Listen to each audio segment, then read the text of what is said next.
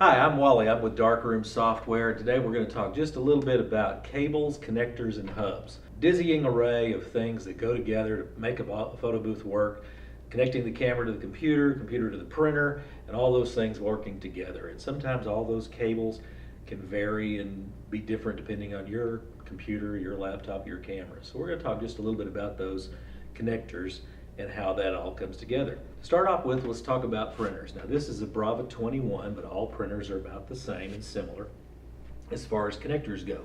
On the back of the printer we have a power connector. That's pretty much a standard power connector for AC.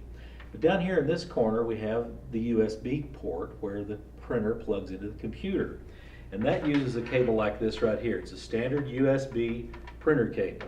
Right here at the front of this we have this side USB that goes into the computer. And on this side we have the USB cable that goes into the printer. They're different so they won't get mixed up and go the wrong way. This will go in the printer, this would go into the computer. Now if you're using a tablet or some other small laptop or something that only has a single USB port, you may have to use what's called a hub. Now a hub is essentially like an extension cord. It gives you the opportunity to take one USB port and turn it into several. Hubs are a common failure point. So if you're going to be using a hub, if you're forced to use a hub, like with a tablet that only has a single USB port, then I would get a good one and get 2 or 3. Have spares in case they go bad. It's also sometimes a good idea to get a powered hub that provides extra power. This is a powered hub right here, and you'll see on one side it has a plug similar to the one on the printer that goes in here, and then that cord plugs into your single USB port. Then over here we have a whole series of USB ports that we can add to that and use more devices. So avoid using a hub if you don't have to, but if you have to, get a good one and get a spare. They're bad about breaking. They come in all different sizes. This is a smaller hub that's 4 ports, but it does not have power. So I would get a good powered hub. This is made by D-Link. Belkin makes them. There's a lot of different companies out there that make those. And that would connect your printer. Now I'm going to talk just a little bit about cameras. Cameras connectors. Cameras connect by USB, and on the side of your camera, most cameras are on the left-hand side, there'll be a little opening that comes open and has a place to put your plug in. Canons, this is a Canon T6i, but Canons all use a mini USB port like this, and it goes in here and connects. It'll only fit one direction, and it connects in there like that.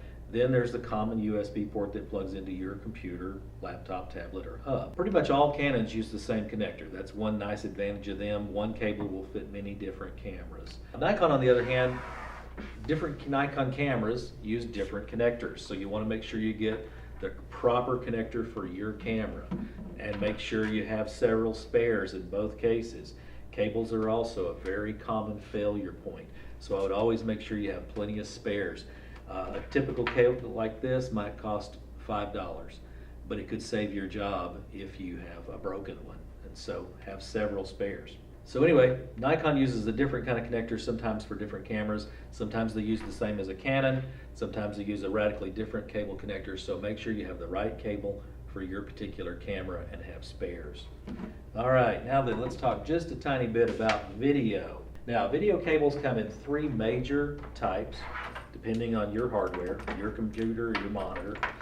So let's talk about probably the most common type that's been around for a long time, and that's a VGA connector.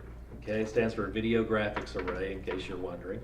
But a VGA connector is shaped somewhat like a D. It has 15 pins in it, and it's an identical cable on each end. Both ends are the same. One goes in the computer, one goes to the monitor. Now when you, if your computer has a VGA output, this is the kind of cable that you would want to use. It's a pretty common on especially older laptops, older computers, but we're going to talk about 2 other types that are even more popular now and are starting to come out more often. The next one is a little less popular, but still pretty well known, and it's called a DVI adapter. DVI has that same similar D sort of shape, but it has a different shape of pins inside. Instead of round, they're kind of flat. And this is a DVI connector. It is again the same on both ends.